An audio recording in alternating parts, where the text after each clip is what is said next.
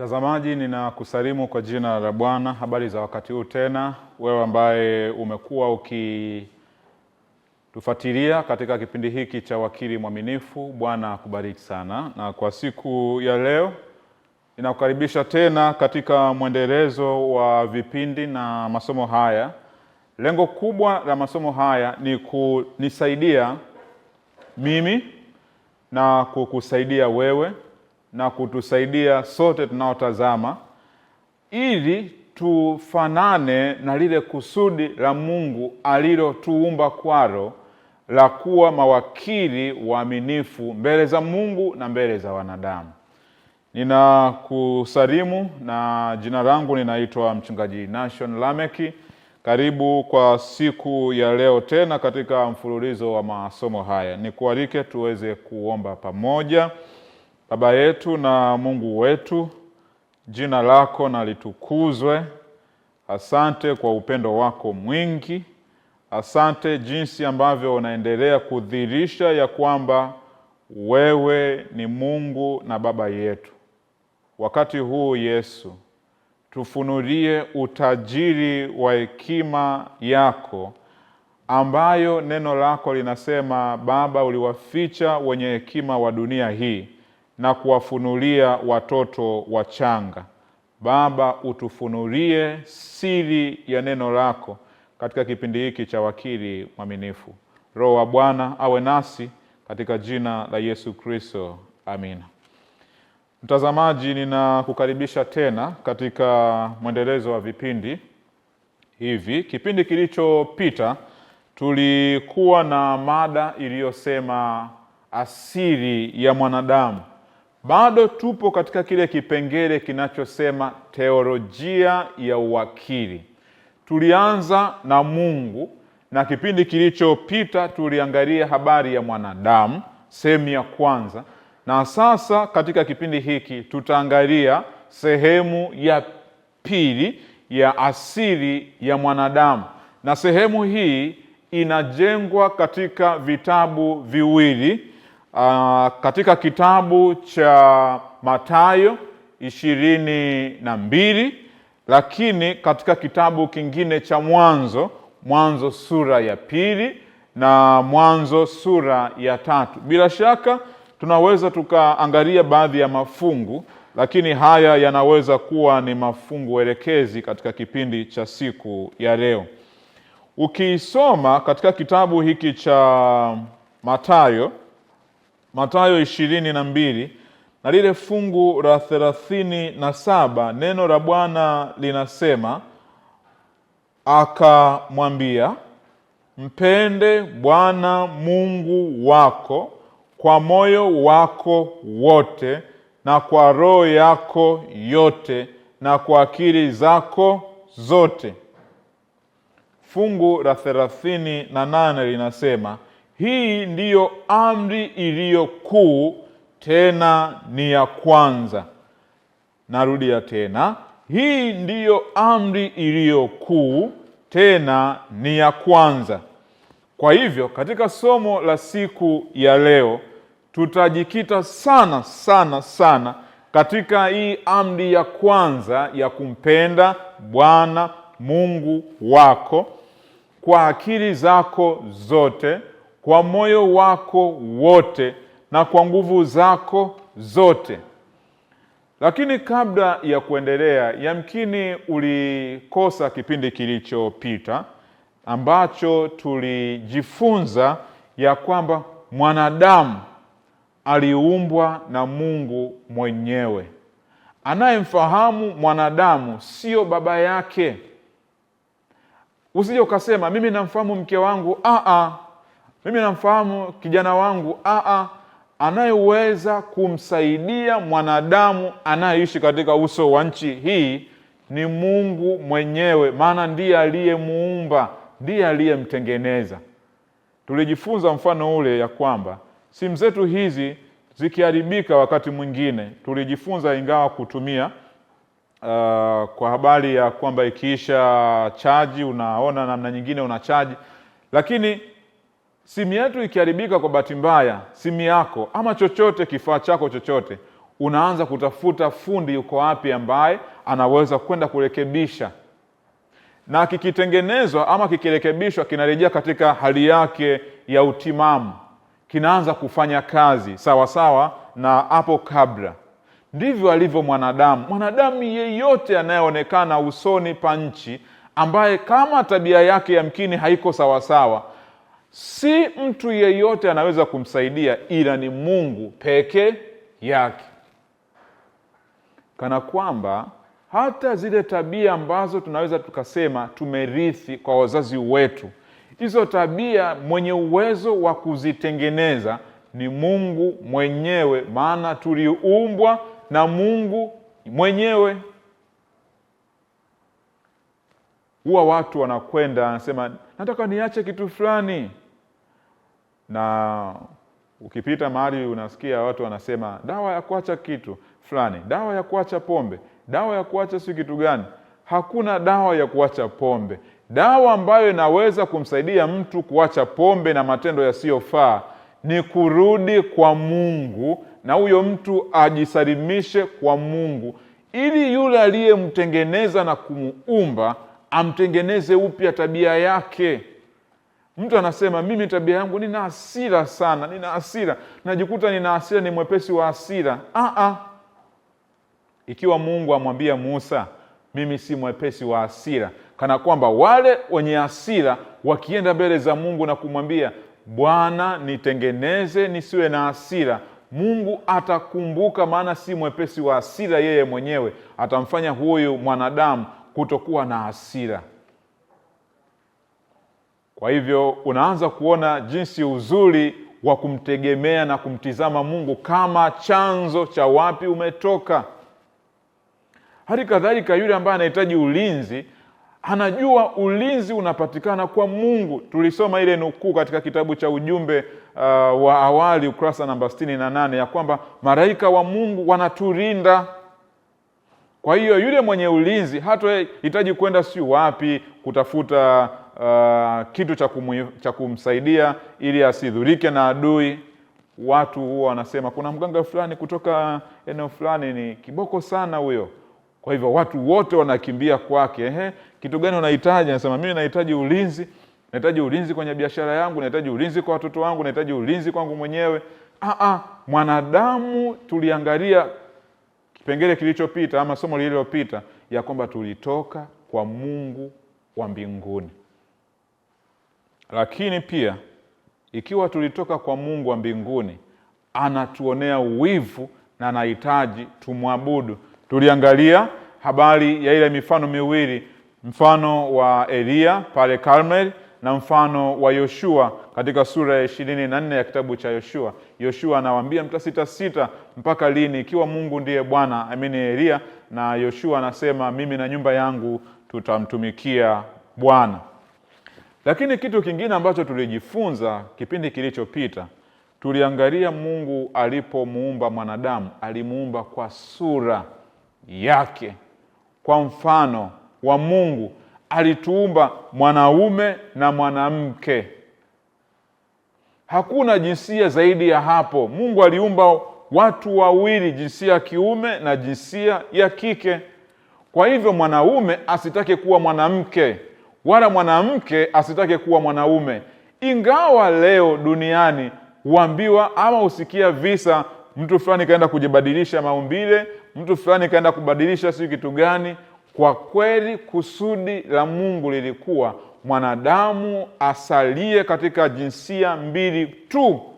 Kama ni mwanamke na abaki kuwa mwanamke, kama ni mwanaume na abaki kuwa mwanaume, maana ndilo kusudi la Mungu la uumbaji. Aliumba tu jinsia mbili. Kwa hivyo kama ulikuwa ukitamani kujigeuza jinsia yako, Biblia inakataa, na mimi ninakutia moyo usijigeuze jinsia yako. Bakia vivyo vivyo namna Mungu amekuumba. Ingawa watu huwa wanasema mimi ningekuwa mwanaume yani mngenikoma, ama mimi ningekuwa mwanamke mngenikoma. Kwa kweli Mungu alijua zaidi. Kwa hiyo hicho alichokuumba kwacho, jinsia aliyokuumba, yeye anajua kwa nini alifanya hivyo. unapaswa kumshukuru na kubakia vivyo vivyo. Mahali fulani Paulo anasema uliitwa katika hali ya utumwa, uliitwa ukiwa huru, basi bakia hivyo hivyo. Lakini basi kingine tulichojifunza, tuliangalia nini maana ya sura ya Mungu, tukaangalia ni tabia ya Mungu. Tabia ya Mungu ndiyo Mungu alikusudia hasa mwanadamu awe nayo. Na mwisho tuliangalia lile fungu la Mwanzo sura ya 2 na lile fungu la 16 na lile fungu la 17, ambalo tuliangalia na kuishia katika kipengele ya kwamba mwanadamu aliwekwa kwenye mipaka. Hakuna mtu yeyote anayeweza kusema mimi ninaishi tu. Hata nchi yetu ina sheria na taratibu zake. Mwananchi yeyote akifanya tofauti, huyo huhesabika kama mhalifu ama mvunjaji wa sheria. Kwa hivyo atapelekwa mahali ambapo anastahili kwa ajili ya kuadibishwa, kwa ajili ya kukumbushwa ya kwamba wewe ulipaswa kuishia hapa, mpaka wako ulipaswa usiuvuke. Sisi wanadamu wote mbele za Mungu tuliumbwa wenye mipaka, kana kwamba mali nilizo nazo napaswa kuzitumia kwa mipaka. Tuliangalia yoyote mliyatendayo na yoyote mlio nayo yatendeni kwa utukufu wa Mungu. Kwa sababu wengi hawakufuata hili neno la mipaka, wamejikuta katika matatizo na changamoto kubwa. Yule ambaye hakujua na mpaka wa kusubiri kushiriki tendo la ndoa mpaka wakati wa ndoa, alijikuta katika matatizo ya madhara ya kufanya, maana hakuwa tayari kusubiri kila alichowekewa mpaka wake.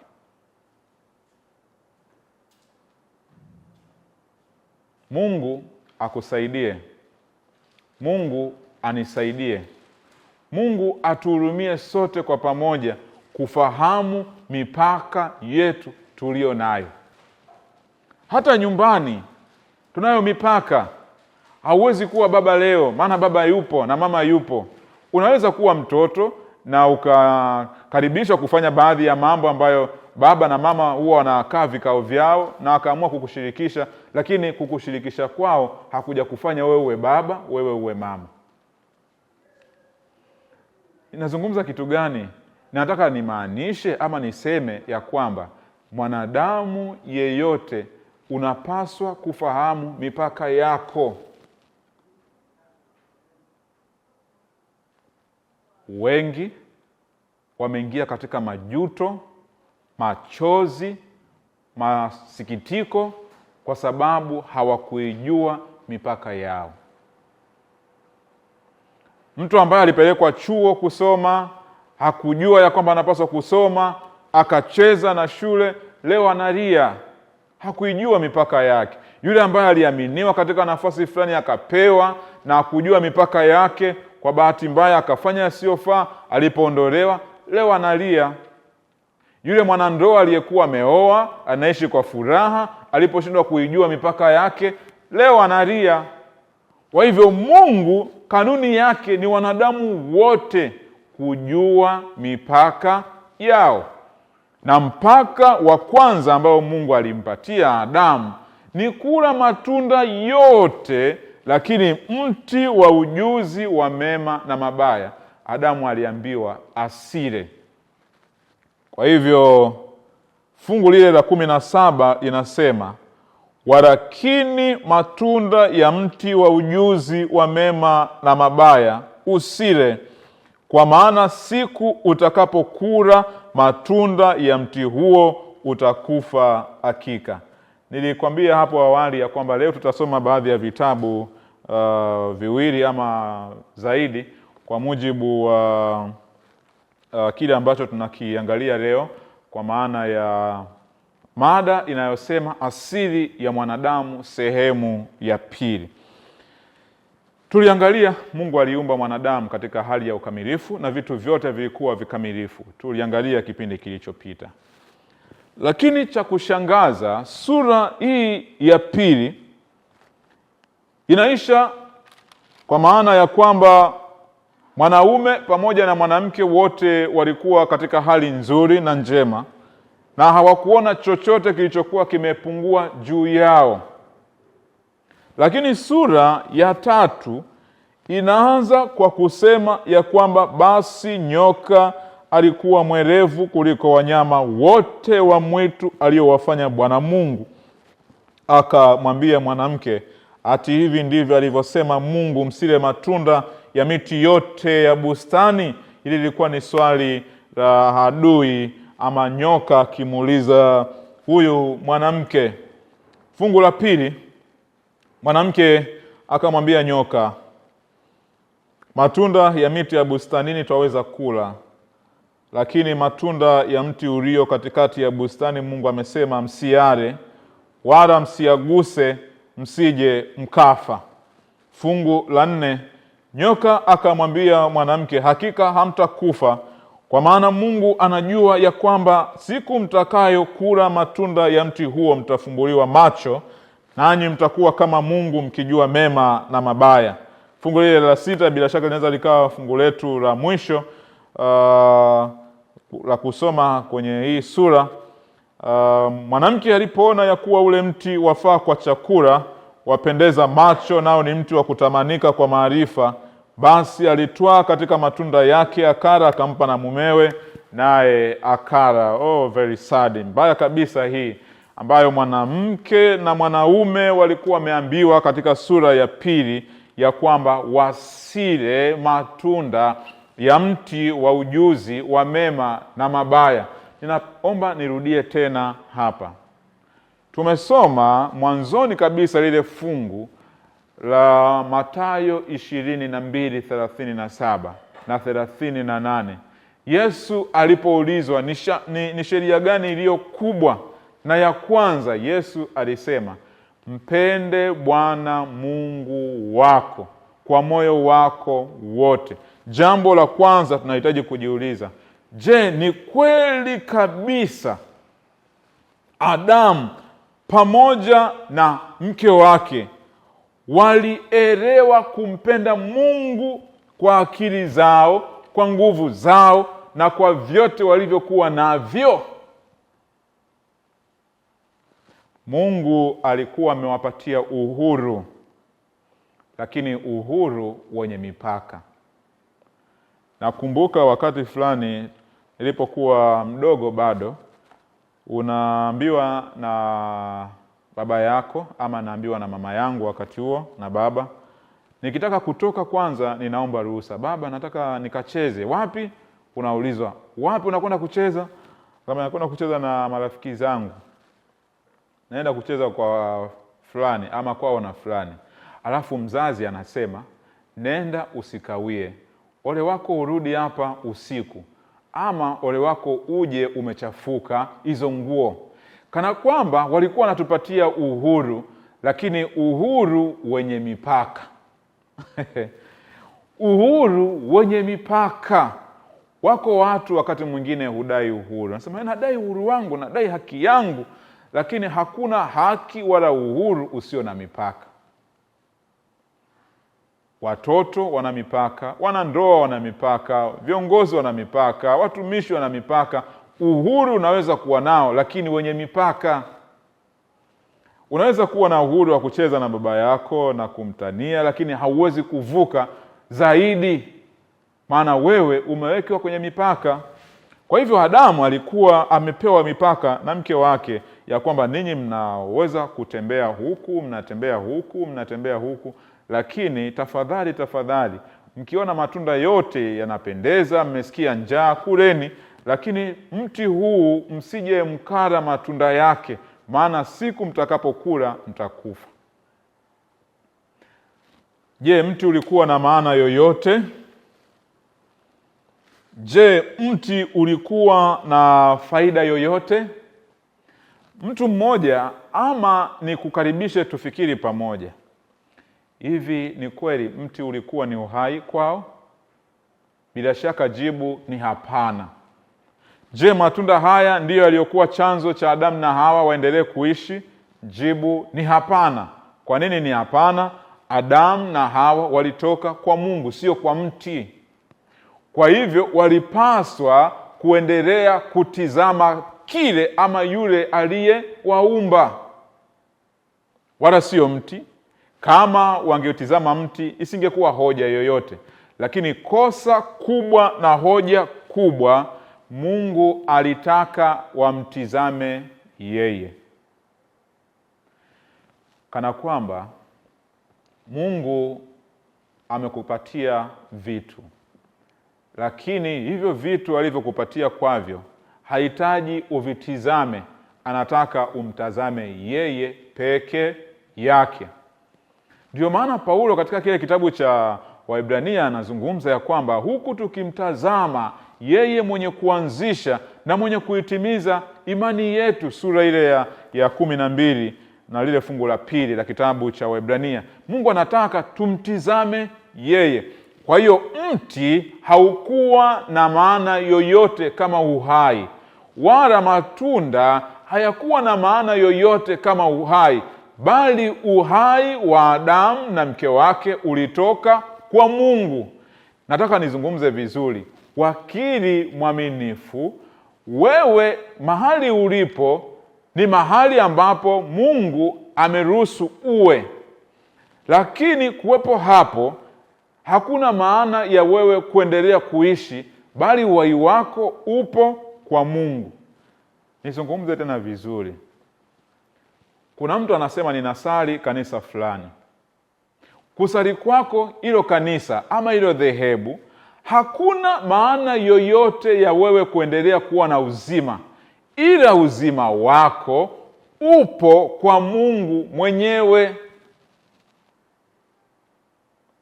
Watu hujisifia wakati mwingine, hata uingie katika magomvi, kupigana, mnasema mimi niko sahihi, mwingine anasema niko sahihi, mwingine anasema mimi niko sahihi, mwingine niko sahihi, mwisho upigana kwa sababu ya kubishana habari ya mambo ya imani. Imani isingekusaidia kwa chochote, lakini Mungu ndiye ambaye uhai na vyote viko kwake. Kwa hivyo ikiwa wakili anahitaji kuendelea kuwa hai, badala ya kuangalia kawaida za dini, badala ya kuangalia sisi nani wamesema, wewe mtizame Yesu Kristo peke yake.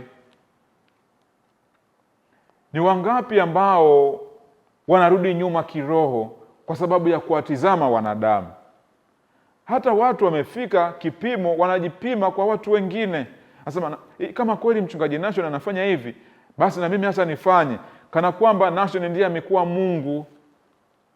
Mungu alipotuumba hakutaka tulingane na mwanadamu mwingine kama kuangalia mfano au kielelezo, bali alitupatia Yesu kama kielelezo chetu. Kuna mwana mtu anasema kama fulani aende kanisani na mimi siendi, kama fulani amtolee Mungu matoleo na mimi siwezi kutoa, kama fulani amegoma na mimi nagoma, kana kwamba tumeanza kuwafanya wanadamu wengine kuwa kielelezo, kama ambavyo Adamu hakuelewa sawa sawa.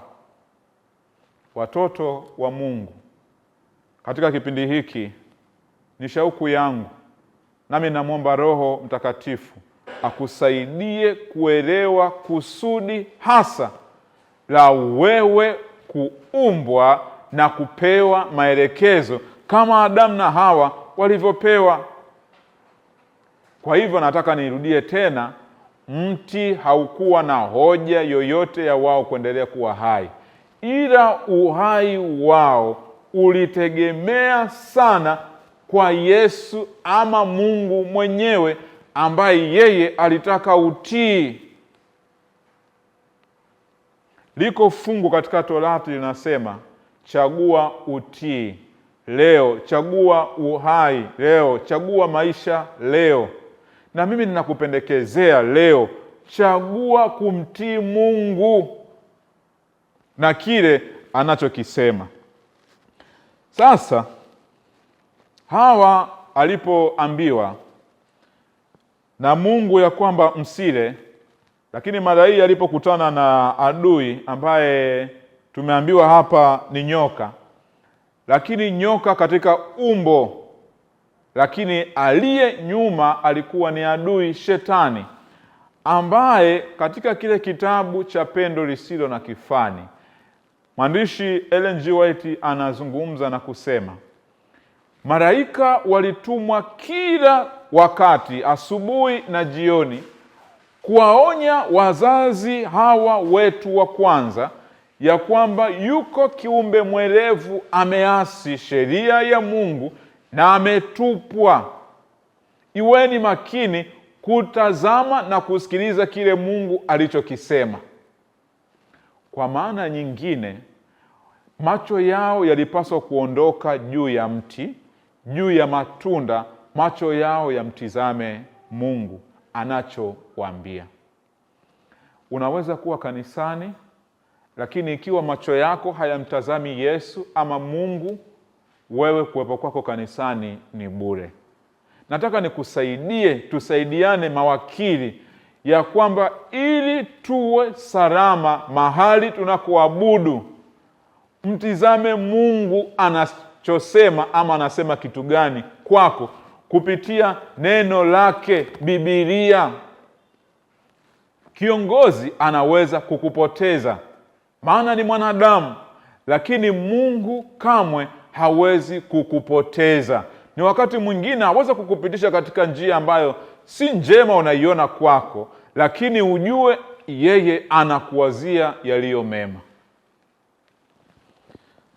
Adamu alijikuta na mke wake wameshindwa kumtizama Mungu, na madhara ya kushindwa kumtizama Mungu na kumtegemea Mungu yalikuwa ni wao kula lile tunda la mti wa ujuzi wa mema na mabaya. Hii ni habari mbaya kabisa, ya kwamba pale tunaposhindwa kumtizama Mungu na kufuata kile anachotuambia, bila shaka moja kwa moja tutavunja kile anachotuambia. Hata kama mmoja angesema mimi ni kiongozi wa dini, lakini kama wewe kiongozi hautamtizama Mungu kile anachokisema, basi wewe unaweza kukosea na unaweza kufanya chochote ambacho Mungu hajakitaka ama hajakusudia. Ninaomba nikukaribishe tupitie nukuu moja hapa ya kitabu hiki cha ujumbe wa awali, ukurasa namba 180. Inajengwa katika kitabu hiki cha Mwanzo sura ya 3 fungu la 1 na fungu la 9 hadi fungu la 14. Linasema, kwa maana siku utakapokula matunda ya mti huo utakufa hakika. Haya yalikuwa ni maneno ya Mungu akiwaambia Adamu pamoja na mke wake. Alafu mwandishi huyu Ellen G. White anaendelea kusema, alifikiri kwamba huenda Bwana hakumaanisha hasa kile alichokisema. Hiki ni kitu kingine ambacho wale wanaosema wanamcha Mungu wanaweza kujikuta katika hali ya kuto kumjua Mungu hasa ama kumpenda Mungu hasa, kama lile fungu tulilosoma mwanzoni, umpende Mungu kwa moyo wako wote, mahali ambapo unafikiria ya kwamba Mungu hamaanishi hivyo. Kwa maana nyingine, Mungu katika neno lake akisema hivi, alafu wewe unasema hapana. Hiyo habari ya hicho kitu kilikuwa ni cha Wayahudi cha miaka hiyo, tena agano la kale, sasa hivi sio agano jipya. Kana kwamba Mungu hamaanishi hicho ambacho amekisema hata leo. Ni wangapi huwa tunakutana na watu wanasema, hicho ni cha agano la kale, kilikusha kupita, hakina maana yoyote tena kwenye agano jipya. Na hata wengine wenda mbali zaidi na kusema sheria ilikuwa ni agano la kale, sio agano jipya. Kwa hiyo niko huru kufanya chochote. Hawa pamoja na mmewe walifikiri Mungu alikuwa hamaanishi kile anachokisema. Kama unafikiria Mungu hamaanishi anachokisema, ni uongo, unakosea. Neno la Mungu lolote, Mungu anamaanisha hicho anachokisema. Mungu anaposema na uniabudu mimi peke yake, Mungu anamaanisha hicho. Kama wakili mwaminifu, fahamu leo ya kwamba kile Mungu anachokisema katika neno lake anakimaanisha. Ikiwa anazungumza kuhusu Sabato, ikumbuke siku ya Sabato itakase, basi ujue anamaanisha uikumbuke Sabato na uitakase Sabato. Ikiwa Mungu anasema leteni zaka kamili ili kiwemo chakula katika nyumba yangu, ujue Mungu anakimaanisha hicho, anamaanisha. Ikiwa Mungu anasema na utunze mwili wako kama hekalu la Roho Mtakatifu, ujue Mungu anamaanisha hicho. Ikiwa Mungu anazungumza ya kwamba waheshimu wazazi wako ili siku zako zipate kuwa nyingi, ujue Mungu anamaanisha. Leo wako vijana wanawapiga wazazi wao, wanagombana na wazazi wao, ujue Mungu anamaanisha, anataka waheshimu wazazi wako. Ikiwa Mungu anasema na uwatii wale wanaowaongoza, viongozi wenu, ujue Mungu anamaanisha, anataka uwaheshimu na uwatii viongozi wa kiserikali waheshimu, viongozi wa kikanisa waheshimu, viongozi wa nchi waheshimu, viongozi wote na watu wote, hata wale wanaokuzidi umri, Mungu anataka uwaheshimu na uwapende. Anaendelea anasema, akithubutu alinyosha mkono wake akachukua tunda na kula. Huyu anazungumza kuhusu Hawa. Lilikuwa linavutia machoni na kupendeza katika ladha. Kisha alikuwa na wivu kwamba Mungu alikuwa amewazuilia kile kilichokuwa chema. Naye alimpatia mmewe na hivyo kumjaribu. Kwa maana nyingine, eti Hawa aligeuka kumjaribu mume wake. Na baada ya kula lile tunda, eti akapata wivu, akaanza kusema, hivi Mungu alikuwa na tabia gani ya kutuzuia tusile matunda? Hivi Mungu alikuwa na kitu gani? Kana kwamba mmoja anaweza kusema, hivi Mungu anaposema tusile vyakula vyote, anamaanisha kitu gani? Mbona nikana kwamba chakula fulani ni kitamu zaidi, ngoja tu tuendelee kula. Na yeye pia Hawa aliingia katika jaribu hili la kuona kana kwamba Mungu alifanya makosa kuwazuilia wasile tunda la ujuzi wa mema na mabaya. Mtoto wa Mungu ulioko hapa na unayenitizama, Mungu anakusudia kile anachokiagiza ukiishi na ukitii. Akampatia mume wake na hivyo kumjaribu. Alimsimulia Adamu yote ambayo nyoka huyo alikuwa amesema, na akaonesha mshangao wake kwamba alikuwa na uwezo wa kusema.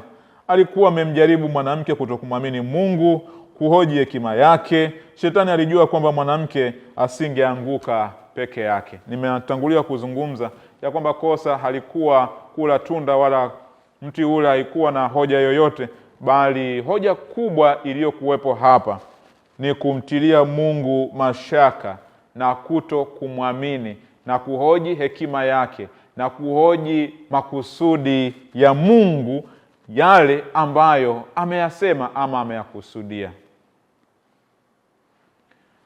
Shetani ndiye aliyekuwa akimjaribu Hawa. Bila shaka shetani hutujaribu kila siku kuto kumwamini Mungu. Mtoto wa Mungu anapofanikiwa, anakutana na neno linalosema uwe mwaminifu kwa Mungu. Shetani anamjaribu na kumwambia, hivyo vyote umepambana mwenyewe, umekuwa ukikesha ulali, kwa nini upeleke kwa Mungu kanisani? Kwa nini utoe sehemu ya 10? Kwa nini utoe sadaka? Kwa nini uwasaidie watu ambao ni wavivu, ambao hawakukusaidia kitu chochote? Hebu ponda raha, kula wewe mwenyewe. Mungu akusaidie. Ukiona mambo hayo ama ukiyafanya, ujue si wewe bali yuko mjaribu nyuma yako anayekuongoza na kukushawishi kuyafanya hayo. Hawa alikuwa amemjaribu mume wake pia. Sijui mtoto wa Mungu unayenitazama wakati huu, umetumiwa na shetani kumjaribu ndugu yako mara ngapi? Hawa alimjaribu Adamu, na Adamu na yeye akaanguka kwa kushindwa kumwamini Mungu aliyewaambia msile matunda. Asili ya mwanadamu sehemu ya pili ni chungu kwa sababu inatuambia mwanadamu aliyeagizwa kutokula matunda, mwanadamu huyu sasa anakula matunda, anakaidi kile ambacho Mungu amesema. Ili uwe wakili wa Mungu mwaminifu, mwombe Mungu leo akusaidie uanze kutii kile Mungu anachokuamuru, wala hautakuwa wakili mbaya. Lakini ikiwa utachagua kutokutii, unahesabika wakili mbaya, na wakili mbaya siku zote ana hukumu inayomngoja. Walikuwa wamefanya kitu kibaya cha kuhatarisha maisha yao, na Mungu alisema siku mtakapokula hakika yake mtakufa. Hawa alikula matunda akayaona yanafaa. Ziko nyakati Mungu ametuelekeza kupitia neno lake Biblia, lakini tumekuwa tukifanya na tumeona kana kwamba tunafanikiwa. Mmoja hatoi zaka na anaona maisha yanakwenda. Mmoja wala hakumbuki kumcha Mungu na anaona maisha yanakwenda. Wala mmoja hamtegemei Mungu na anahisi kana kwamba maisha yanakwenda. Adamu pamoja na Hawa walijikuta wameingia katika mtego wa shetani wa kuto kuitii sauti ya Mungu. Waliona kana kwamba Mungu alikuwa amewaficha ama kuwazuilia kitu kilichokuwa chema. Mwandishi huyu Ellen G. White anaandika ya kwamba kana kwamba Hawa alitambua na aliona wivu. Kwa nini Mungu alikuwa ametuzuilia jambo hili tusile? Mungu anapotuzuia hangehitaji tuulize ama kutaka kutafuta kujua kwa nini ametuzuia. Lile neno linasema, maana mawazo ninayowawazia ninyi ni mawazo yaliyo mema, ya kuwapatia tumaini katika siku zenu za mwisho. Mungu kamwe hangetuwazia mabaya, anatuwazia mema wakati wote. Kwa hivyo Hawa alijikuta anakula, lakini pia akisikia sauti ya shetani, sauti ya nyoka. Mwandishi anasema alionekana kuvutiwa zaidi na alikuwa na mshangao uwezo wa nyoka aliyokuwa nao wa kusema, na shetani ndiye aliyekuwa anasema ndani ya huyu nyoka. Kana kwamba wakati mwingine shetani huwatumia sana wale tunaowaamini ama wale tunaowaona kana kwamba ni very superior, wana nguvu, ni hodari, ndio hao tunaowatizama. Lakini Biblia inakataa kuwatizama wanadamu, inatutaka tumtazame Yesu Kristo peke yake. Kile kitabu cha Waebrania kinasema ukimtazama Yesu mwenye kuanzisha na mwenye kuitimiza imani yetu ndani yetu. Mwandishi huyu anaendelea kusema, baada ya kuona hayo yote yakitendeka ni kwa Hawa, kisha anageuka tena anazungumza kile kilichokuwa kikiendelea kwa Adamu. Anasema, niliona huzuni ikiwa juu ya uso wa Adamu. Adamu alihuzunika kwa sababu ya nini? Alihuzunika kwa sababu mke wake amekula matunda yale ambayo Mungu mwenyewe aliwazuia wasile. Lakini mara hii huyu mama ama huyu mwanamke Hawa alikuwa ameara matunda. Kisha anasema alionekana kuwa na hofu na kushangazwa. Mapambano yalionekana yakiendelea katika fikra zake. Alihisi hakika kwamba huyu alikuwa ndiye adui yule ambaye walikuwa wameonywa dhidi yake, na kwamba mke wake lazima afe, lazima watenganishwe. Adamu aliona huzuni. Huzuni ya nini? Kwa sababu mke wake amekosea. Ninakuuliza swali, mtoto wa Mungu unayenitazama. Je, na wewe unawaonea huzuni wale wanaomkosea Mungu? Je, unaona huzuni jirani yako akikosea na kuvunja amri za Mungu, ama unafurahia na kutabasamu? Je, unamuona mshiriki mwenzako anapokosea, unafurahia, unajisikia kufurahia, ama unapata huzuni? Neno hili linasema Adamu alipata huzuni, hofu, moyo wake, uso wake ulibadilika kwa sababu ya kile ambacho Hawa alikuwa amekikosa, ama amekosa mbele za Mungu kwa kukaidi maagizo aliyoagizwa na Bwana. Baadhi yetu tumekuwa tukifurahia na wakati mwingine kuwapongeza wale wanaofanya vibaya na kuzivunja amri za Mungu. Unaambiwa, bwana wewe ni kidume, endelea bwana, hongera, hongera. Tumekuwa tukipewa hongera hata pale tunapozivunja amri za Mungu. Tumekuwa tukipewa hongera hata pale tunapokaidi maagizo ya Mungu. Adamu aliona huzuni.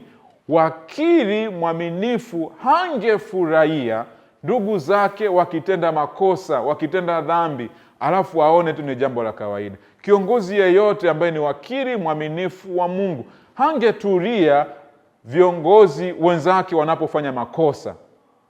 Hangehuzunika, wala hangefurahia waumini ama washiriki walio chini yake wanapokosea mbele za Mungu. Hangefurahia. Kwa nini? Kwa sababu angeona huzuni juu yake dhidi ya wale ambao wameshindwa kuwa waaminifu kwa neno la Mungu.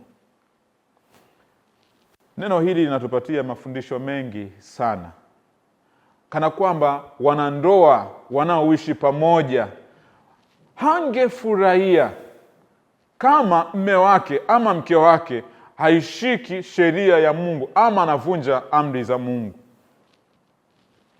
Kwa hivyo wewe mama, ikiwa mme wako anavunja mojawapo ya amri za Mungu, haungefurahia, haupaswi kufurahia. Wewe baba, haupaswi kufurahia. Unawaona watoto wako wanafanya makosa, haupaswi kufurahia. Adamu aliona huzuni, na wewe ona huzuni kwa ajili ya uzao wako, kwa ajili ya mke wako, kwa ajili ya rafiki yako, kwa ajili ya mshiriki mwenzako, kile anachokifanya, ona huzuni. Lakini basi huzuni kuona ingesaidia kitu gani? Yesu Kristo katika ule mfano wa Mathayo 18 anasema, ndugu yako akikosa, enenda ukamuone. Adamu alitambua mke wake amefanya kosa. Je, alimwambia? Na ikiwa alimwambia, je, wewe unamwambia ndugu yako anapokosa?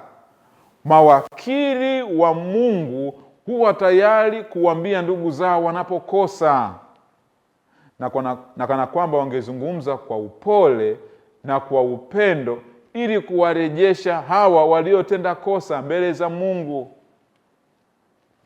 Mahali fulani Paulo katika neno la Bwana anasema, akiwapo mmoja wao katika jamii ya wale wanaomcha Mungu amekengeuka na kwenda nje ya kile alichokiamini, basi na mmoja amwendee na tena amgeuze kwa upendo na kwa upole. Kanisani kwako vijana wanapo, je, unazungumza nao kwa upole na upendo ili warudi, ama unawafukuza wakimbie? Wakili mwaminifu anapowaona wenzake ama ndugu zake wakikosa, huambia kwa upendo ili ampate mdhambi mmoja anayesema, Bwana, ninatubu, ninakuja, nipokee. Lakini akiishia kuona huzuni, Adamu katika fikra zake alitambua kile ambacho tumekuwa tukiambiwa kwacho muda mrefu, bila shaka ndicho hiki. Wengine hawajui kama shetani yupo, na wengine hawajui kama shetani ni adui, bali hucheza na shetani. Nataka nikuulize swali, wewe unaye nitazama na kunisikiliza kwa wakati huu, ya kwamba uliona wapi adui akamwazia mema yule ambaye anamuona ni adui? Wote ambao ni maadui huwaza mabaya kuwatendea. Kwa hivyo tusimuone shetani kana kwamba ni rafiki, ni adui yetu, wala hangetuwazia yaliyo mema. wala hafurahii wala kutuona katika mambo ambayo ni mema, bali katika mambo mabaya wakati wote. Ellen G. White anaendelea kuzungumza na kusema tena ya kwamba alitambua ya kwamba kwa kuwa Mungu alisema hakika mtakufa, bila shaka mke wangu ninakwenda kutengana naye. Yamkini mtoto wa Mungu, kuna wakati unaingia kushiriki dhambi za wengine kwa kuogopa kutengwa nao. Mawakili wa Mungu hawaogopi kutengwa na ndugu zao, kutengwa na marafiki zao, kutengwa na jirani zao, kutengwa na viongozi wenzao, kutengwa na jamii yake. Hawaoni hofu kutengwa. Katika Biblia uko mfano wa familia moja. Familia hii ni ya mzee Rutu pamoja na mke wake na watoto wake, mabinti hao wawili, ambao jioni ile malaika waliingia nyumbani kwake kwenye ile sura ya 19 ya kitabu cha Mwanzo. Na walipokuwa wakiingia nyumbani kwa Rutu, maana ni Sodoma alikuwa akiishi, malaika wale asubuhi ama alfajiri wakamwambia Rutu, Rutu na mke wako pamoja na watoto, jiponye nafsi, msigeuke nyuma, tembeeni. Wakaanza kutembea.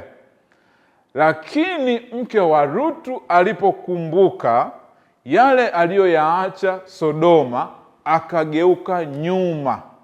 Alipogeuka nyuma, muda huo huo, kwa kuwa alikuwa amekaidi neno la Mungu, akawa nguzo ya moto, nguzo ya chumvi. Akageuka wakati mji wa Sodoma ukiangamizwa pia baadaye. Hebu tujiulize pamoja, mimi na wewe, ikiwa Rutu akusikia sauti ya mke wake tena, wala watoto wake Rutu hawakusikia sauti ya mama yao tena, je, waligeuka nyuma? Hawakugeuka, kwa kuwa walikuwa wameambiwa jiponye nafsi. Leo hoja kubwa na kosa kubwa ambalo wengi tunalifanya ama wanalifanya ni kuogopa kutengana na ndugu zao. Mtu anasema, jamani, nikitengana na huyu ndiye aliyenifanyia hivi, siwezi kuachana naye, siwezi kutengana naye, siwezi kumkaidi maana ni kiongozi wangu. Neno la Mungu linasema jiponye nafsi. Eti Adamu aliwaza kutengana na mke wake. Wako watu hawajaacha dhambi kwa sababu wanaogopa kutengana na wale wanaowafanya watende dhambi. Marafiki, ndugu, wale wanaosema huyu ni mchumba wangu, huyu ni rafiki yangu, hao wameshindwa kutengana nao kwa sababu wanaogopa maumivu ya kutengana nao. Adamu, kwa kufikiria ya kwamba lazima afe mke wake, Adamu kuna kitu cha tofauti alikifanya. Na mimi ninakuomba usije ukafanya hivyo, bali uamue pamoja na Yesu kutengana na anasa zote na vyote vinavyokufanya usiwe mwaminifu mbele za Bwana. Mwandishi huyu anazungumza na kusema upendo wake kwa Hawa ulikuwa wenye nguvu, na kwa kukata tamaa kabisa aliamua kushiriki mauti yake. Mbaya kabisa.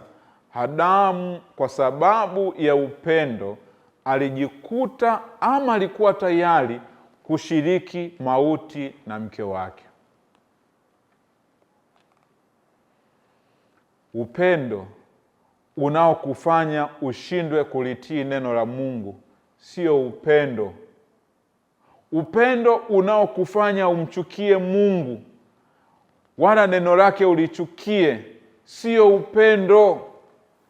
Upendo unaokufanya uende mbali zaidi ya kile Mungu amekusudia katika maisha yako ni kosa, ni mauti hiyo. upendo unaokufanya eti umwone mtu ni bora zaidi kuliko Mungu na neno lake ni mauti. Adamu, kwa kujua kabisa ya kwamba kila matunda hakika yake atakufa, alichagua upendo kwa mke wake kuliko kwa Mungu. Kana kwamba wengine wanaweza kuanza kusema, ikiwa tu Adamu alishindwa, mimi ni nani?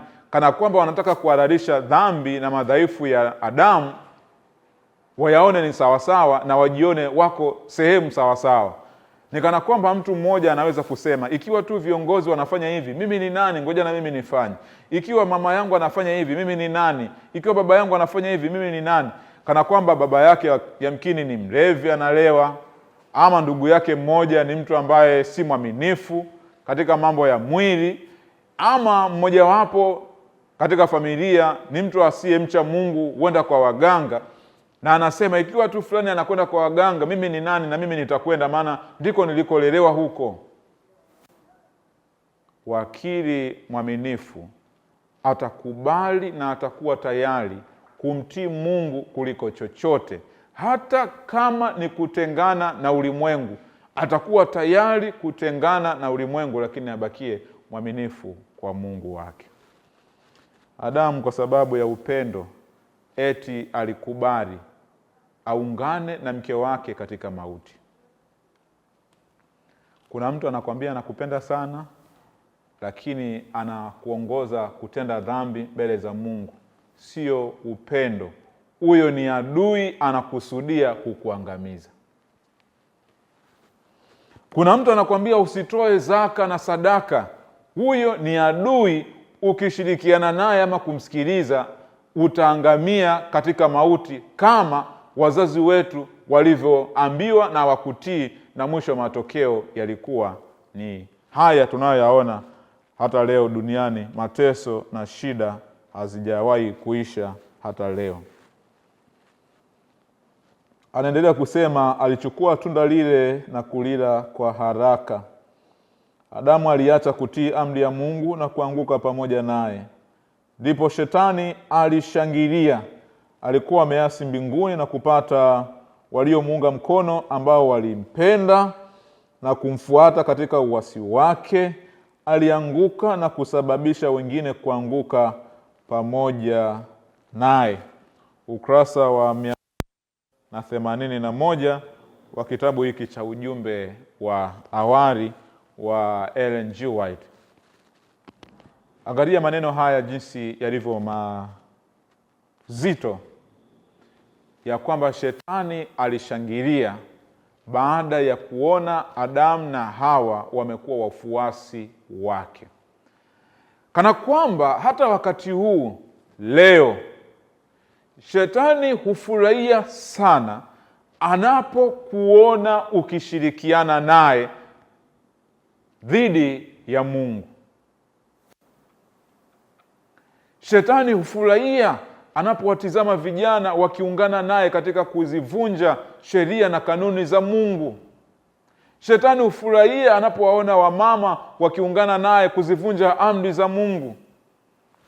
Shetani hufurahia anapowaona wanandoa wa baba wakiungana naye katika kuzivunja amri za Mungu. Shetani hufurahia anapowaona viongozi wa makanisa, viongozi wa serikali, viongozi wa dini wakiungana naye na kumfuata na kuzivunja amri za Mungu na kutokuitii sauti ya Mungu.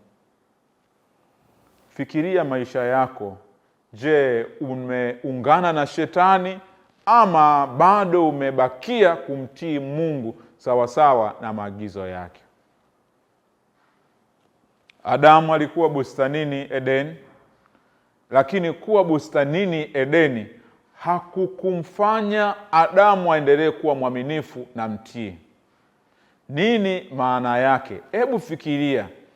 Leo wako watu wapo kanisani. Leo wako watu wako katika dini fulani. Leo wako watu wako katika ofisi fulani. Lakini kuwa katika dini ama dhehebu ama imani fulani ama kanisa fulani hakuwi sehemu ya wewe kuwa salama. ila waweza kuwa salama ukiendelea kumtazama Yesu Kristo peke yake. Walishindwa kumtizama Yesu. Badala ya kumwangalia Yesu, kumwangalia Mungu aliyewaelekeza, waligeuka kumtizama adui ambaye ni Shetani, na kwa kisingizio cha upendo walijikuta wanaanguka na kutenda dhambi. Mtoto wa Mungu, unahitaji kuwa wakili wa Mungu mwaminifu. Neno la Bwana linanitaka mimi pamoja na wewe kuchagua kumtii Mungu kuliko kuwatii wanadamu. Kuchagua kumtii Mungu kuliko mke wako ambaye anakuongoza kutenda dhambi. Kuchagua kumtii Mungu kuliko mme wako ambaye anakuongoza kutenda dhambi.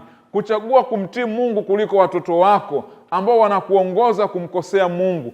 Kuchagua kumtii Mungu kuliko marafiki zako ambao wanakuongoza kumkosea Mungu. Kuchagua kumtii Mungu kuliko viongozi wako wa dini ambao wanakuongoza katika kutolitii neno la Bwana.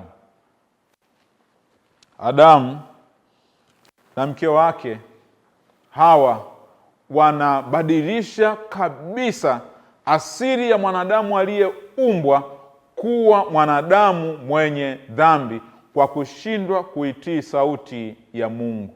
Hivi unajua ya kwamba Mungu alikusudia mema katika maisha yako, lakini kwa sababu haukuwa tayari kutii kama wakili mwaminifu, bila shaka ilikuwa ni chanzo cha matatizo katika maisha yako.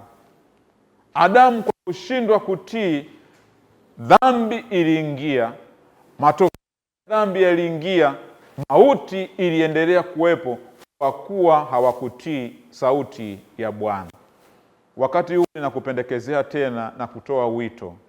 Mpende Bwana Mungu wako kwa moyo wako wote, kwa akili zako zote, ndipo utakapofanikiwa.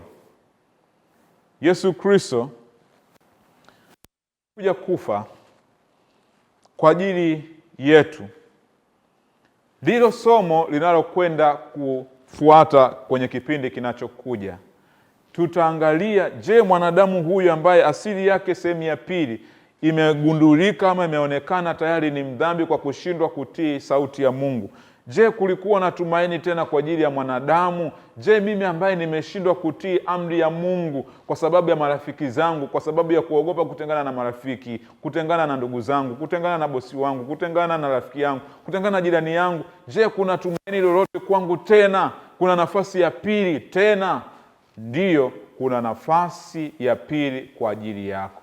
Mungu alimuuliza mwanamke, Mungu alimuuliza Adamu, lakini Mungu alitoa hukumu kwa nyoka, kana kwamba Mungu tayari hukumu ya Shetani alikusha kuiweka, lakini wewe pamoja na mimi, jinsia ya kike na ya kiume, Mungu anatutafuta ili turudi kwake tena tuwe mawakili waaminifu. Yamkini unatamani kuwa wakili mwaminifu. Mungu akusaidie. Mungu akubariki. Kwa jina la Yesu Kristo, amina.